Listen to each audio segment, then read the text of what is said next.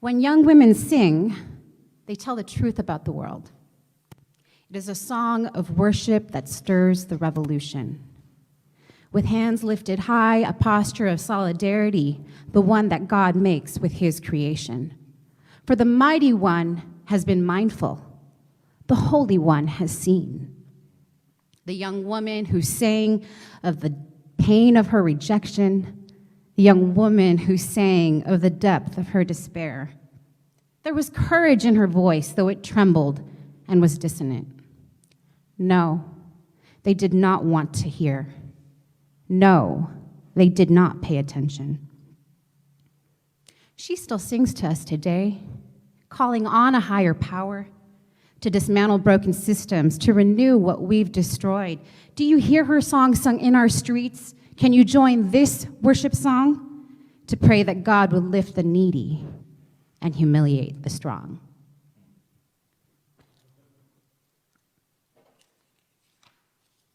I want to say that it's been a hard year for a lot of us, right? And for me, there have been many things that have been my saving grace, but one of the things that has really helped me, especially in the earlier months of our pandemic and quarantine, was poetry.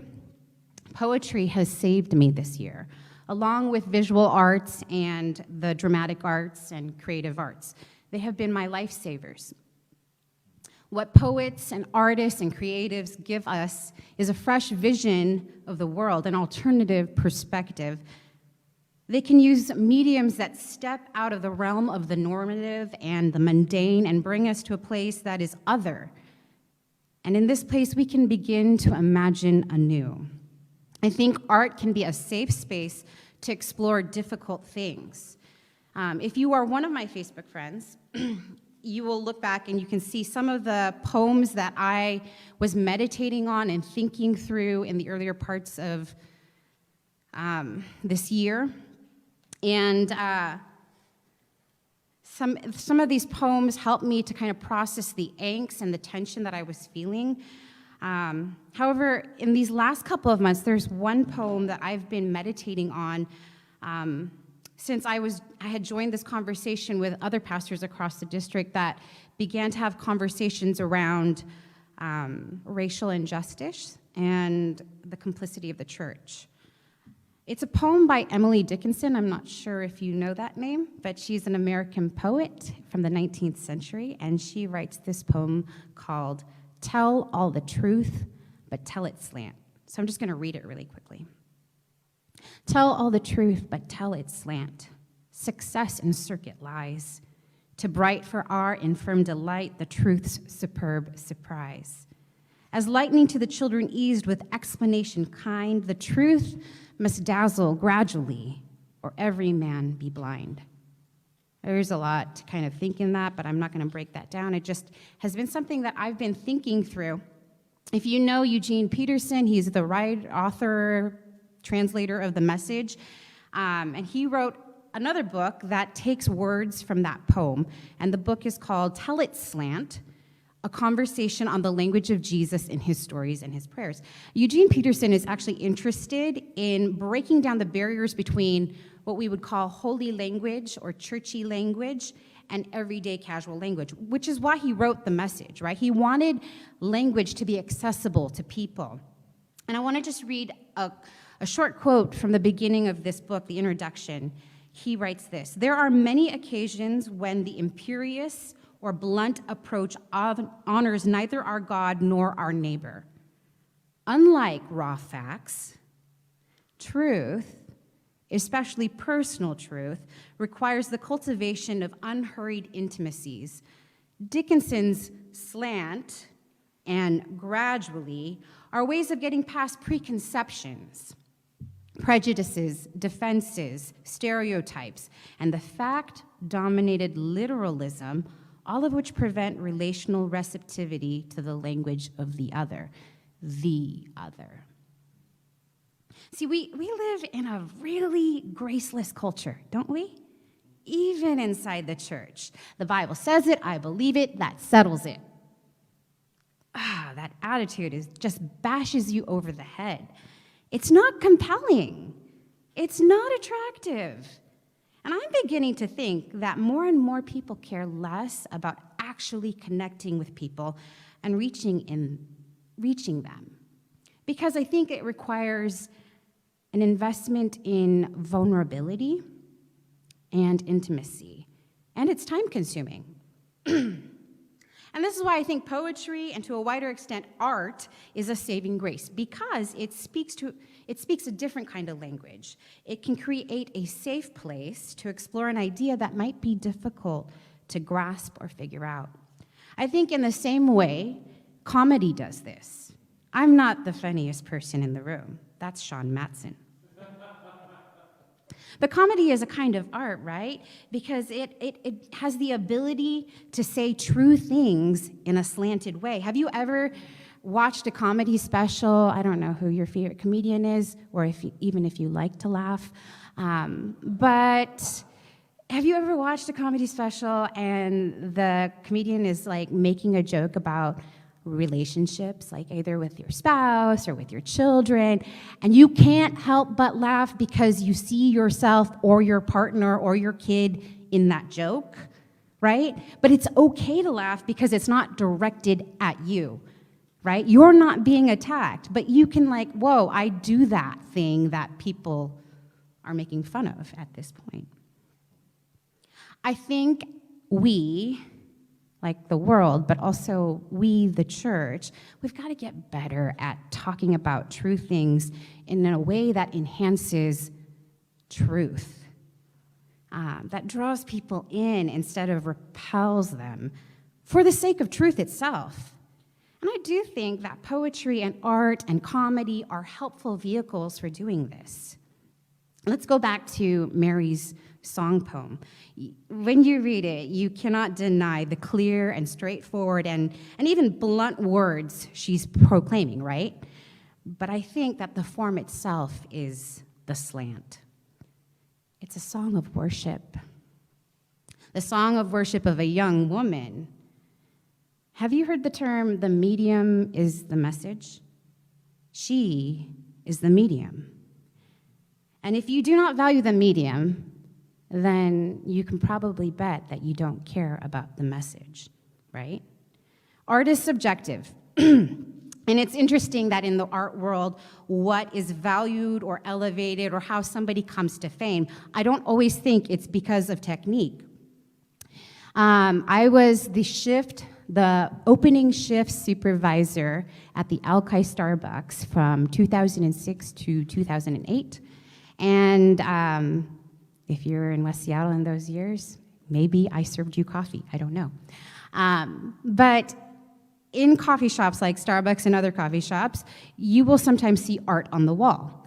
And I just remember this one mother. We made space for people to come and share their art and then sell it from time to time. And there was this one mother who literally took her toddler's drawings, blew them up, and here was what I thought was funny. And I wasn't a mother of young children back then. But and the drawings weren't bad, but they weren't great. And I'm not knocking her side hustle, but I don't know that it was worth $200, right? Like, art is subjective, and it's all about the time and what they're doing and all that stuff. There have been many throughout history who have sought to stifle the song of young Mother Mary. Many have seen the words of this song as the passing praise of a person who was at best randomly selected for the utilitarian purpose of birthing the Son of God, the Son of God. This is the reason I like this song, What Child Is This? Because at the end we say, the Son of Mary. And of course, he is the Son of God, but also the Son of Mary. Many have taken this route with Mary, a tool in the handbag of God's master plan. And if I'm going to be honest, I'm going to say that for most of my Christian upbringing, I paid little attention to Mary. It was something that the Catholic side of my family did. Since lines were drawn in my own family over these things, I thought it best to just kind of set her aside. She was a character in a story, and like many others, I just simply viewed her as the young girl whose role in the story of God was to birth Jesus. But luckily, I had two people in my life draw me back into Mary and imagining her story. And the first person was one of my early mentors, Dr. Joyce Del Rosario. No, she's not a medical doctor. But she was one of my early mentors, and in the early 2000s, she was the area Young Life Director in Beacon Hill, and she became a part of our church community and led many of the young people to do ministry with high school students and ministry with the middle schoolers that were next door. When she left Beacon Hill, she went down to East Palo Alto and was the executive director of New Creation's Home Ministry, where they worked with young teen moms. And their goal and mission was to make sure that these young moms had all the resources that they could need and have to support their babies and then be independent for the long term.